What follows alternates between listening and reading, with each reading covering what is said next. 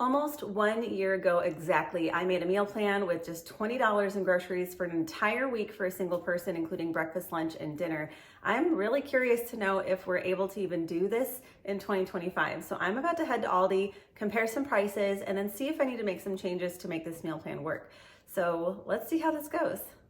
All right, I just got back from the store and I think you're gonna be really surprised what I found. So the prices, I'm gonna tell you what they were last year and what I just found at the store. And then I'm gonna tell you what I might do differently based on what I saw at the store with prices. So first up is ketchup. That was the odd ingredient out last year in this meal plan. So last year it was $2.15. This year it was $2.09. So for the ketchup, I may substitute some things and possibly get a can of tomato sauce for 50 cents because I didn't end up using all of the ketchup in this meal plan. So I think reducing that to just a can of tomato sauce would save quite a bit on this very minimal $20 budget. So that's the substitution I would make for that. Now, eggs were the biggest surprise because those were $7.42 for a dozen. Right now, we have some issues with eggs, and so they're kind of hard to find. They're super expensive. Last year, the prices of eggs were $2.58 a dozen, so huge difference in price. What I would do, since this meal plan uses oats, is I would substitute the eggs for Greek yogurt. Now, the Greek yogurt costs, I believe, $3.45, I believe I wrote down.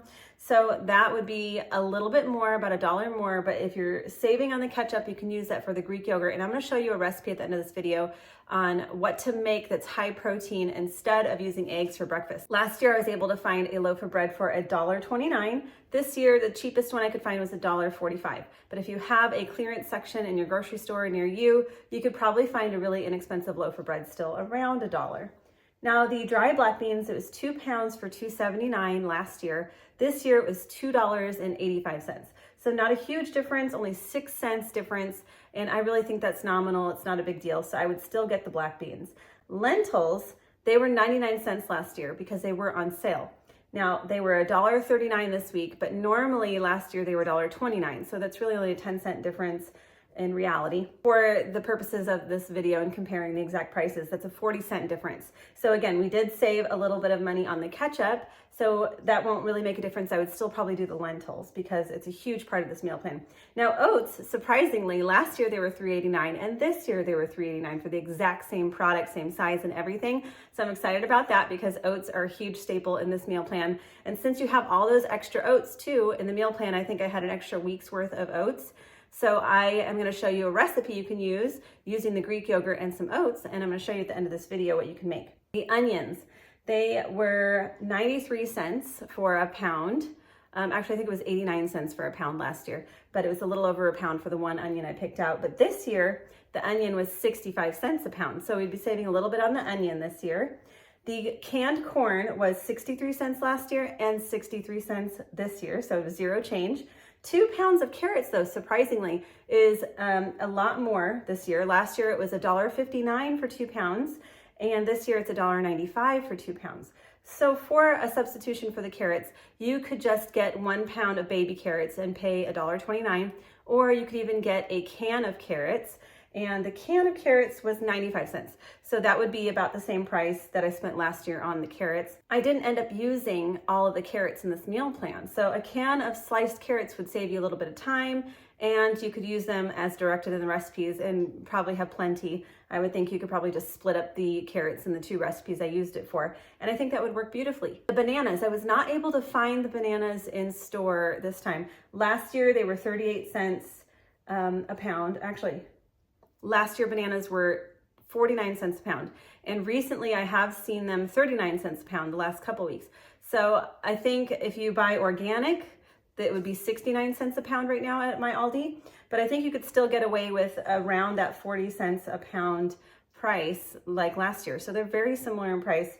No difference at all, really. So I would still get the bananas for this meal plan. The shredded cheese, on the other hand, last year I was able to find it in an 11-ounce bag for $2.39. I don't know if that was luck or that was just something that they were featuring because normally the bags are 12 ounces, but I was only able to find 1 bag of shredded cheese for $2.99. So you might have better luck looking in the whole cheese section, because sometimes they have the cheeses for charcuterie. You might be able to find, like last year I was able to find the Cabot cheese. It was 8 ounces for $2.49. So if you're on a really small budget, you might be able to find something there. But that is a big difference, a 70-cent difference or so. So that's a pretty big difference, 60 cents difference actually. Now broccoli, the frozen broccoli, I wasn't able to see a price at the store, but the last couple weeks I've noticed it's the same exact price, $1.09 for the frozen bag of broccoli, exactly the same as last year. So with all of the changes that I made, I was still able to total up everything less than $21.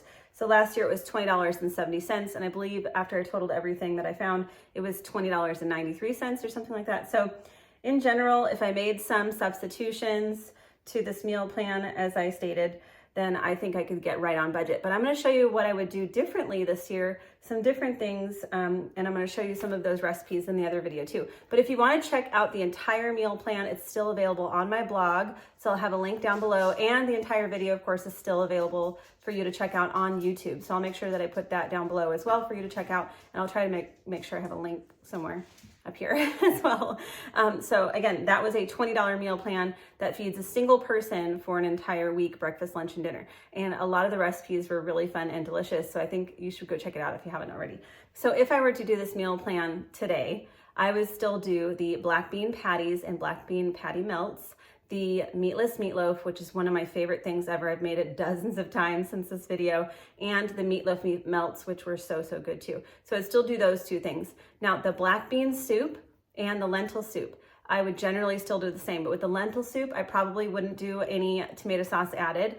I would just add more seasonings and call it a day on that one. With the black bean soup, I might omit the carrots and maybe add just another veggie, some inexpensive veggie that I could find. Today, when I was at the store, avocados were 49 cents each. So I probably would have added in an avocado, and I think I still would have been able to get around $21 or so with that avocado. And I would also probably use some of those black beans and turn them into refried black beans. You could even use, instead of doing refried black beans, you could just do some of the whole black beans and do black beans, corn, avocado, Greek yogurt, and some shredded cheese. And that would be a really delicious bowl, a really good dinner idea. Instead of some of the black beans in the soup, you might want to use some of the black beans for this black bean and corn bowl. It would be so good, so good. I'm actually planning to make that on my meal plan this week. I think that's totally worth a try if you want to do that instead of some of the black bean soup. So with the savory egg and corn oatmeal, I would probably still stick to that recipe, just omit the egg and maybe make a larger portion of the oats for dinner, because we had so many oats left over. That would work beautifully, I think. So that's what I would do. This recipe I'm about to show you is what I would do instead of eggs, and I would still get a high protein, very inexpensive meal for breakfast for the whole week. And I actually love this one better than fried eggs on toast because it's going to end up being a grab and go option. You can make 4 or 5 of these in advance, and then you can just grab them and go. So let me show you that really quickly. This is still my all-time favorite higher protein, low cost breakfast. It's just overnight oats. I'm just gonna add equal parts old-fashioned rolled oats and liquid. I'm using dairy milk, but you can use water or any non-dairy milk that you like. I'm using half of a cup of each, then a quarter of a cup of Greek yogurt, some chia seeds, and a little bit of honey. You can add vanilla extract.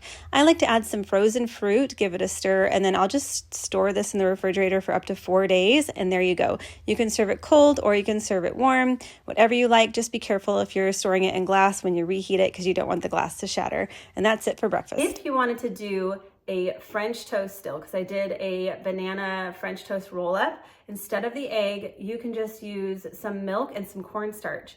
So that would be a really easy replacement for that. Or you could even just add some cinnamon to the bread and then toast it up in some butter, and that would still be delicious too. Put a little powdered sugar on top. So there's so many options too. So if you still want to do something kind of sweet like that, you can definitely work it out with what you have on hand and just make something delicious instead. So really it just comes down to whether or not the egg prices are really high in your area, because other than that, this meal plan really is very similar in price to what it was 1 year ago. So I think it really just depends on the eggs, because here in Southern California, the egg prices are just absolutely wild.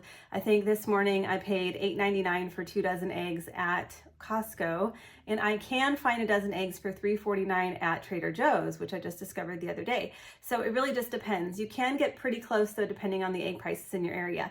Now, if you don't want to do eggs, you can definitely modify this meal plan to suit your taste and kind of make modifications like I showed you. Or you can check out one of the other many meal plans that I have on my channel if you want to look for some other kind of inspiration.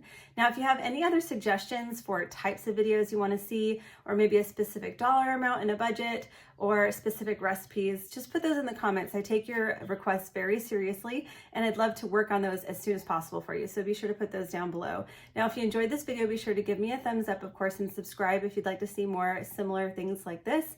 And YouTube thinks you'd like to watch another video, so go ahead and click on that wherever it is. Enjoy it, and I'll see y'all in the next one. Bye.